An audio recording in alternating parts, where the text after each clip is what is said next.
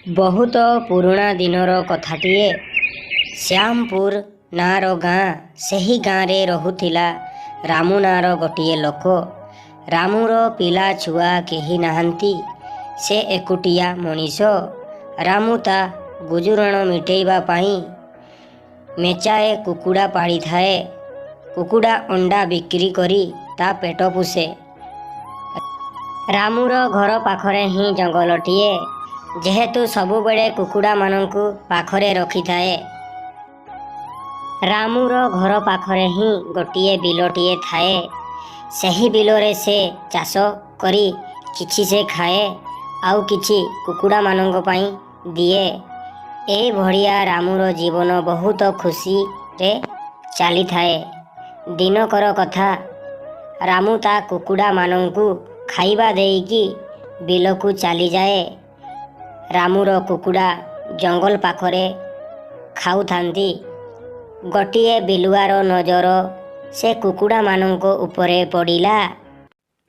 ଆରେ ରେ, କୁକୁଡ଼ା ମାଂସ ମୁଁ ବହୁତ ଦିନ ହେଲା ମୁଁ ଖାଇ ନାହିଁ। ଆଜି ମୁଁ ଛାଡ଼ିବିନି। ମୁଁ ଆଜି କୁକୁଡ଼ା ମାଂସ ଖାଇବି। ହାଲକା ଲୁଣ ପକେଇକି ଖାଇବି। କଞ୍ଚା ଲଙ୍କା ନହେଲେ ବି ଚଳିବ। ମୁଁ ଛାଡ଼ିବିନି ଆଜି। ରାମୁର କୁକୁଡ଼ା ପାଖକୁ ବିଲୁଆ ପହଞ୍ଚିକି କହିଲା, ଆରେ ରେ କୁକୁଡ଼ା, ମୁଁ ବହୁତ ତୁମ ଦିନରୁ ଖାଇନି। ମୁଁ ଆଜି ତୁମକୁ ଛାଡ଼ିବିନି। ତୁମକୁ ଆଜି ମୁଁ ଖାଇବି। ଲୁଣ ଟିକେ ପକେଇ ଖାଇବି। ଆଜି ମୁଁ ବିଲୁଆର ଭାରି ମନ କୁକୁଡ଼ା ଖାଇବା ପାଇଁ। ସେ ଗୋଟିଏ କୁକୁଡ଼ା ଉଠେଇକି ନେଇଗଲା। ରାମୁ ସକାଳେ କୁକୁଡ଼ାମାନଙ୍କୁ ଖାଇବା ଦେଲାବେଳେ ଗୋଟିଏ କୁକୁଡ଼ା ନାହିଁ। ରାମୁ ସବୁବେଳେ କୁକୁଡ଼ାମାନଙ୍କୁ ଖାଇବା ଦେଲା ବେଳେ ଗଣିକି ରଖିଥାଏ। ରାମୁ ଭାବିଲା, ମୁଁ ଆଜି ଘର ପାଖରେ ଜଗିକି ବସିବି।